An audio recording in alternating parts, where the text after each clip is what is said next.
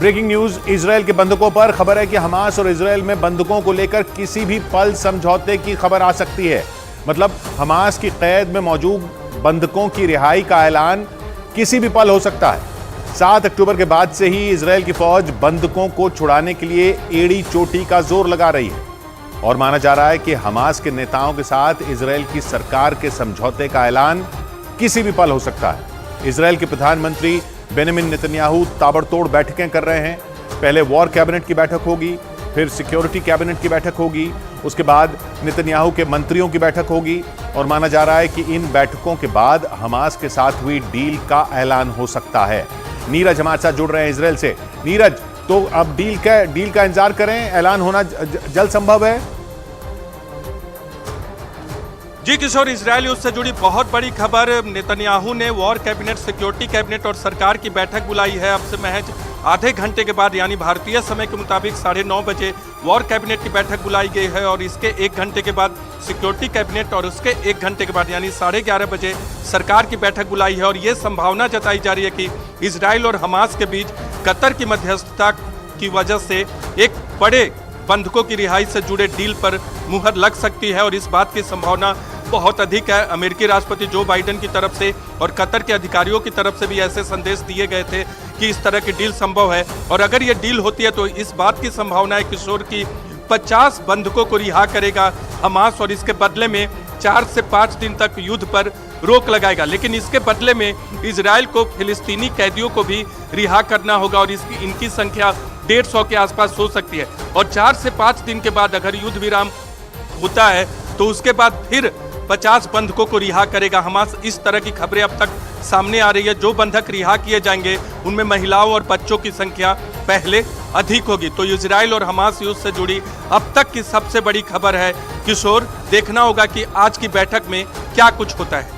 जी नीरज, जिसका मतलब ये कि अब लगभग ये तय हो चुका है कि हमास अपनी सुरंगों में मौजूद बंधकों को आज़ादी दे सकता है और माना जा रहा है इसका ऐलान किसी भी पल किया जा सकता है। मतलब किसी भी वक्त बंधकों को हमास की कैद से रिहा किया जा सकता है। और अगर ऐसा हो गया तो ये 7 अक्टूबर से जारी जंग का सबसे बड़ा टर्निंग पॉइंट माना जाएगा, क्योंकि बंधकों के मुद्दे पर पहले दिन से न तो हमास झुकने के मूड में है और न ही नेतन्याहू, बल्कि वो तो ऐलान कर चुके हैं कि वो जब तक हमास की कैद में मौजूद हर एक बंधक को नहीं छुड़ा लेते तब तक इजरायल की सेना गाजा से नहीं लौटेगी। और अब माना जा रहा है कि इस जंग का सबसे बड़ा फैसला हो सकता है, क्योंकि हमास के चीफ इस्माइल हानिया ने यह संकेत दे दिए कि वो बंधकों की रिहाई के मामले में बहुत जल्द ही कोई निर्णय ले सकते हैं, जिसका सीधा मतलब ये हुआ कि इजरायल और हमास के बीच समझौता हो सकता है। क्योंकि इन बंधकों में सिर्फ इजरायल ही नहीं बल्कि कई और देशों के लोग भी हैं, जिसकी वजह से नेतन्याहू पर लगातार दबाव बन रहा है। यहाँ तक कि अमेरिका भी उनसे सीज फायर की अपील कर चुका है और दुनिया भर के मानवाधिकार संगठनों का तो ये मानना है कि नेतन्याहू गाजा में फंसे लोगों की जान से ज्यादा तवज्जो अपने बदले को दे रहे हैं। इसलिए अगर हमास उन बंधकों को रिहा करने का ऐलान करता है तो ये नेतन्याहू के लिए बहुत बड़ी जीत मानी जाएगी। और इस बात का इंतजार न सिर्फ इजरायल बल्कि पूरी दुनिया कर रही है, क्योंकि 7 अक्टूबर को हुए हमले के बाद से ही हमास ने करीब 240 लोगों को बंधक बना रखा और अब इस बात की उम्मीद बढ़ गई है कि हमास उन बंधकों को जल्द ही रिहा कर सकता है, क्योंकि इस बार हमास ने ही यह ऐलान किया है कि वो जल्द ही बंधकों की रिहाई के बारे में फैसला ले सकता है।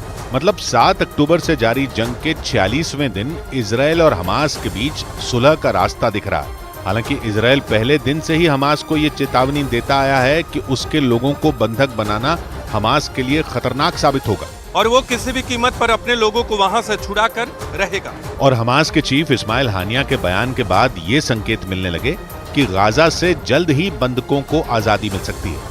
माना जा रहा है कि इजरायल और हमास के बीच मध्यस्थता कराने में सबसे अहम भूमिका कतर और अमेरिका अदा कर रहे हैं। अमेरिका के मुताबिक इजरायल और हमास के बीच अब गिनी चुनी चीजों पर ही सहमति बनना बाकी है, जिसका मतलब यह कि दोनों के बीच बंधकों को लेकर लगभग सारी शर्तें तय हो चुकी हैं। लेकिन खबर है कि इजरायल को इस मामले में कतर पर अब उतना भरोसा नहीं रहा, क्योंकि इससे पहले रफा बॉर्डर के लिए भी कतर ने ही इजरायल और हमास के बीच बातचीत का रास्ता खोला था।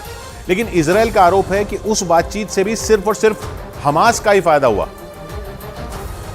और माना जा रहा है कि इस बार भी इजराइल को यही आशंका सता रही है कि कतर हमास के फायदे के लिए उसकी पैरवी कर रहा है। खबर है कि इसी वजह से इजराइल ने ICRC यानी international committee of the red cross से इस मामले में दखल देने की अपील की। बताया गया कि इजराइल की मांग के बाद रेड क्रॉस चीफ ने कतर में मौजूद हमास के टॉप कमांडर इस्माइल हानिया के साथ एक बैठक भी की, क्योंकि नेतन्याहू का आरोप है कि हमास के मददगार देश कई अंतर्राष्ट्रीय संगठनों के जरिए इजराइल पर दबाव बनाने का काम कर रहे हैं। और इसके पीछे वो ये दलील दे रहे हैं कि इजराइल के हमले की वजह से गाजा के लोगों का जीना मुश्किल हो गया है। जबकि दूसरी तरफ हमास ने इजराइल के 240 लोगों को पिछले 1.5 महीने से कैद कर रखा है। माना जा रहा है कि इसी बात का हवाला देते हुए नेतन्याहू ने इस मामले में रेड क्रॉस चीफ से दखल देने की अपील की, ताकि हमास की सुरंगों में फंसे इजराइल के लोगों को छुड़ाया जा सके। लेकिन नेतन्याहू की इस डील पर उनके अपने ही एक मंत्री ने उन्हें निशाने पर ले लिया। वहां के गृह मंत्री ने नेतन्याहू के इस फैसले को उनकी सबसे बड़ी भूल बताया और ये चेतावनी दी कि अगर उन्होंने हमास से किसी भी तरह का कोई समझौता किया तो ये दुनिया के सामने इजराइल की कमजोरी दिखाने वाला होगा और ऐसा संदेश देगा कि इजराइल ने आतंकियों के सामने घुटने टेक दिए।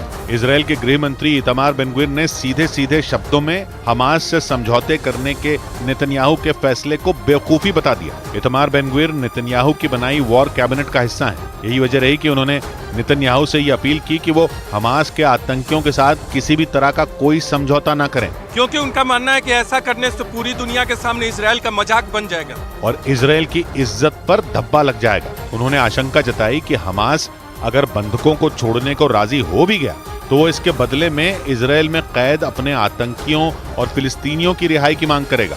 मतलब उनके मुताबिक नेतन्याहू जिस समझौते को अपनी जीत मान रहे हैं वो असल में उनकी सबसे बड़ी हार साबित होगी, क्योंकि ऐसा करके वो हमास की शर्तों को मान लेंगे और इजराइल का रुतबा मिट्टी में मिल जाएगा।